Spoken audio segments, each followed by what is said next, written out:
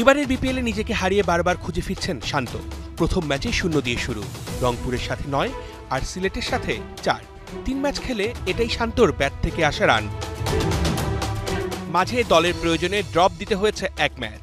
তারকা ছড়াছড়ি বরিশাল দলে, টিম ম্যানেজমেন্টের সাফ কথা, ট্রফি যাবে লঞ্চে চড়ে। রংপুরের সাথে দারুণ গতিতে ছুটছেন বরিশালের 2 ওপেনার নাজমুল হোসেন আর তামিম ইকবাল।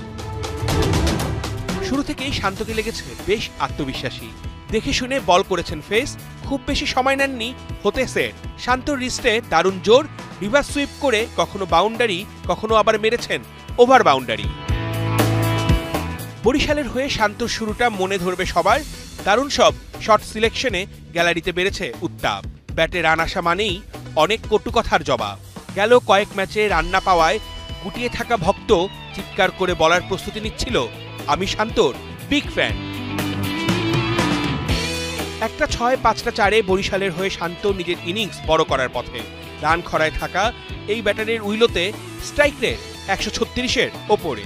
তখনই নিভে গেল আশার প্রদীপ, ভারী হয়ে উঠল শান্তর সমর্থকদের মন। 9 রানের জন্য হাফ সেঞ্চুরি আর 59 রানের জন্য সেঞ্চুরি মিস হয়ে গেল শান্তর। 30 বলে 41 রানের ইনিংস, ক্রিজে সেট হয়েও বড় করতে পারলেন না স্কোর। রাব্বির বলে খুজদিল শাহের হাতে ক্যাচ তুলে দিয়েই শান্তকে ফিরতে হয়েছে প্যাভিলিয়নে। তবে এবারের বিপিএলে 4 ম্যাচ মিলিয়ে শান্ত করেছেন 50 পার। এখনো বাকি টুর্নামেন্টের অনেকটা পথ। এই ব্যাটারি হয়ে উঠবে বরিশালের তুরুপের তাস। দিবেন অধিনায়ক তামিম ইকবালের আস্থার প্রতিদান। জ্বলে উঠবেন আপন শক্তিতে। অশান্ত হবে শান্তর ব্যাট, তুলবেন 4-6-এর ঝড়। এমন আশায় বুক বাঁধতেই পারেন কেবল শান্তর ফ্যানরা।